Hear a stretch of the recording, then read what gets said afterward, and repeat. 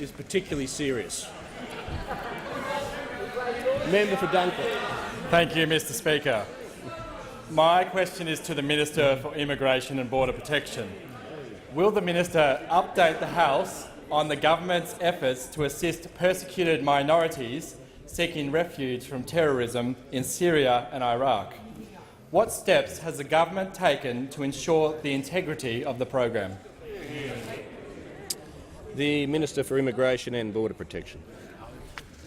Well, Mr Speaker, I thank the honourable member for his question, and I want to say thank you to all of the colleagues on this side of the parliament, indeed all of the parliament, for the support of the government's program in bringing people in through the refugee and humanitarian program. I want to pay tribute to the former Prime Minister, the member for Warringah, and the current Prime Minister for their stewardship of this very important policy. The government has consistently said that one of the dividends of stopping boats has been that we want to bring people in the right way, and we've done that. Now, Mr Speaker, as we've seen tragically in London over the course of the last few days, and as we've seen elsewhere around the world, we do need to make sure that the people that we are bringing into our country through any migration program have to be the right people, and those people that are going to contribute to our country, to build a new life here, to educate their children, to make sure that they provide a better future for generations that would never have been imagined previously. We have to do that as opposed to bringing in people that may seek to do harm to our fellow Australians.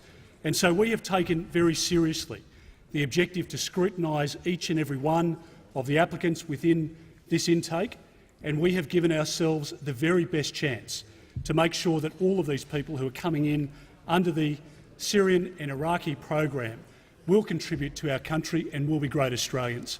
I can inform the House that we have, through what has been an unprecedented attempt to scrutinise through biometric testing and collaboration with our Five Eyes partners, we have looked at each and every application, and we have excluded 30 or so applicants who have had adverse biometric matches on national security grounds. A number of individuals had also received an adverse security assessment. None of these people have travelled to our country. None ever will. And the reality is, Mr Speaker, we have been able to save lives through this program.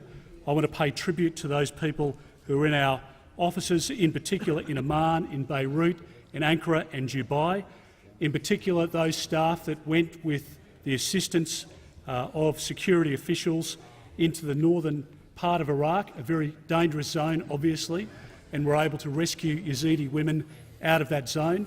Some of those stories that have been relayed to us are absolutely horrific. Absolutely horrific. And the fact that all of us as Australians should stand proud today, not only with the success that we've prevailed upon in relation to that we've presided over in relation to this program, but to the way in which these people, all of them, will contribute in a positive way to our country into the future.